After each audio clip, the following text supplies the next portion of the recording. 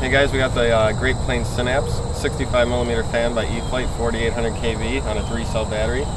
First launch, hopefully the hand launch goes good, but this is going to be the first flight, so let's see what happens. Turn on my timer. This is kind of scary.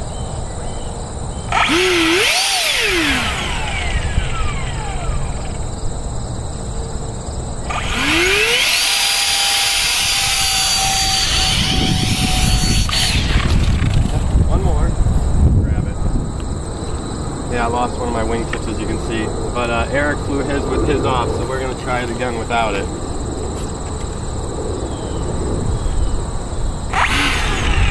It really spun which way? I don't really remember.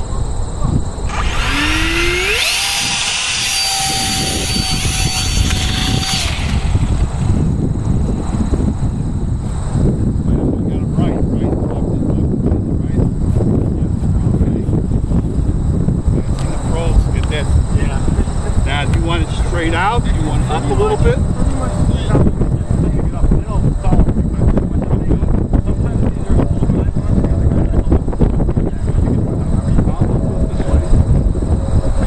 Pull it out. Alright, full throttle, here we go.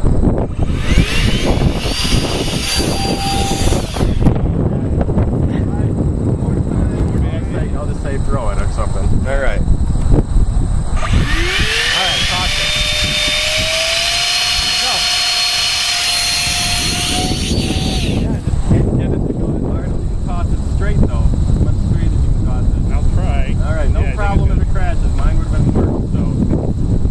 Guys, one more try.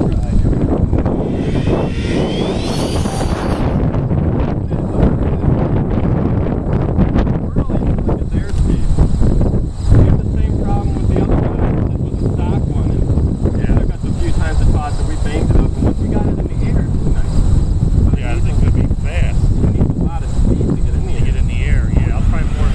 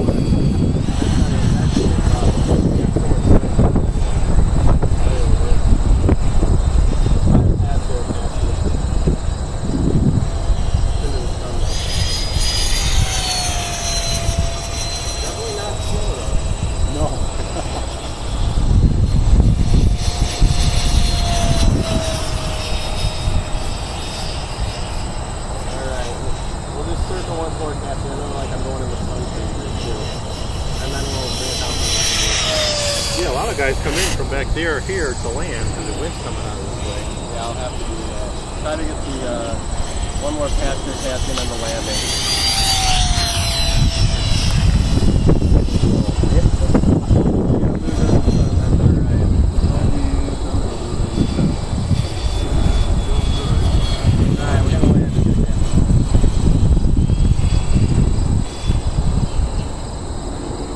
I'm amazed I didn't lose it on that stall earlier.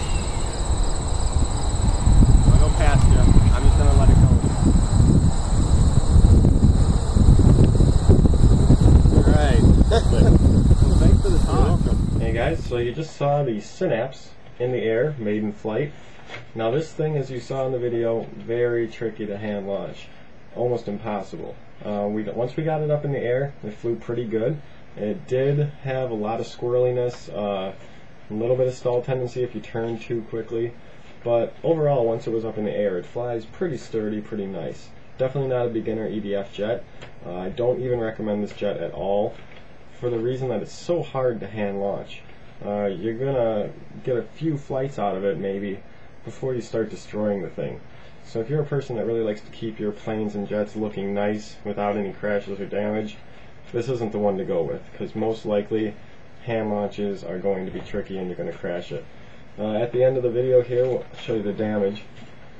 We had a wingtip break off, and I epoxied that back on, and then I put a layer of Gorilla Tape to hold that back on. So it's back on nice and strong. That won't fall off. Other wingtips stayed on, no problem. I might put a Gorilla Tape over this side too to help hold it on. No damage to the bottom other than a little bit of scraping from where I scraped on the cement. The wings held up just fine.